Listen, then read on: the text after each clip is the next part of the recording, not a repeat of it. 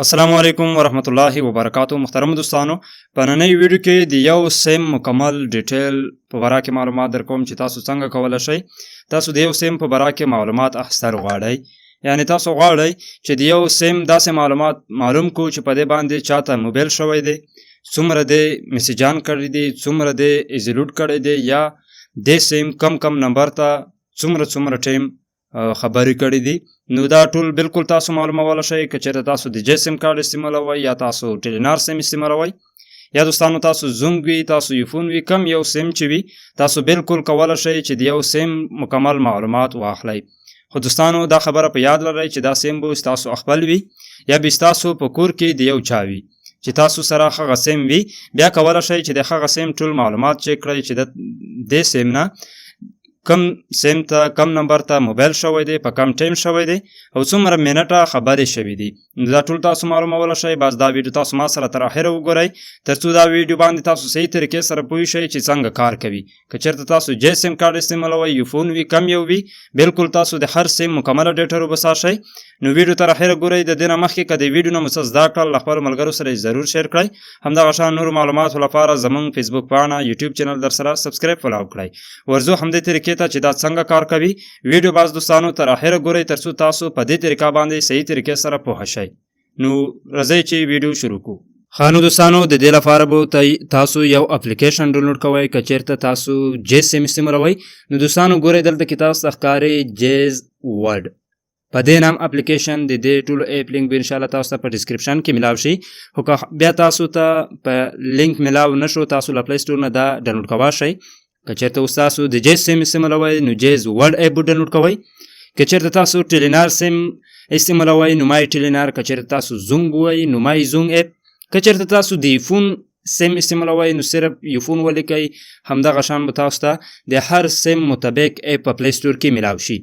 اوس ټولو کې همدغه یو شان سیټینګ وي. بس د ویډیو کې تاسو په صحیح طریقې سره ګورئ چې زه تاسو ته په دې کې کومه طریقه درزده کوم.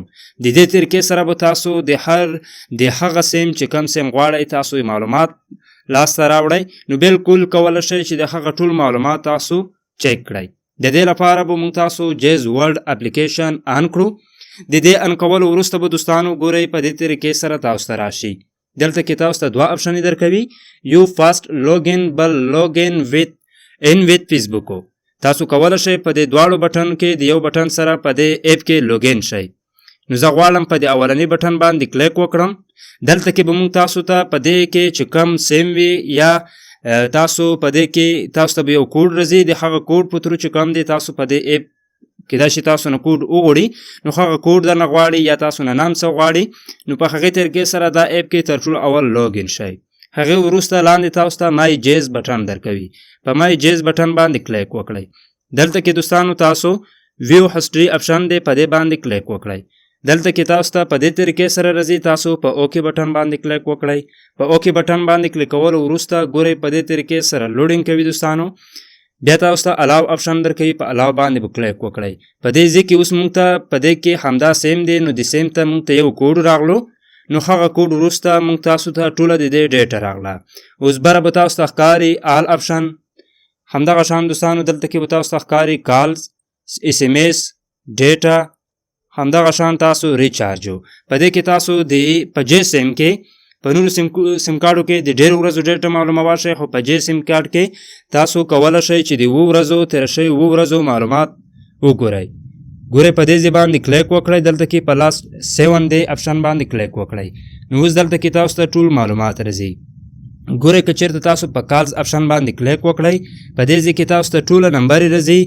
هغه نمبر تاسو ته ښودلی دی چې په دې نمبر تاسو ته د دې موبایل څخه موبایل شوی دی یا په دې باندې ورته شوی دی په دې تاریخ او په دې دومره منټه دې نمبر سره ستاسو نمبر نه خبرې شوي دي.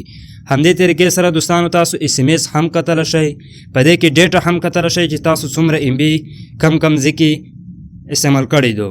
ورسره دوستانو په دې کې دا هم تاسو معلومولی شئ چې تاسو څومره روپۍ دې سیم ته جمع کړي دي.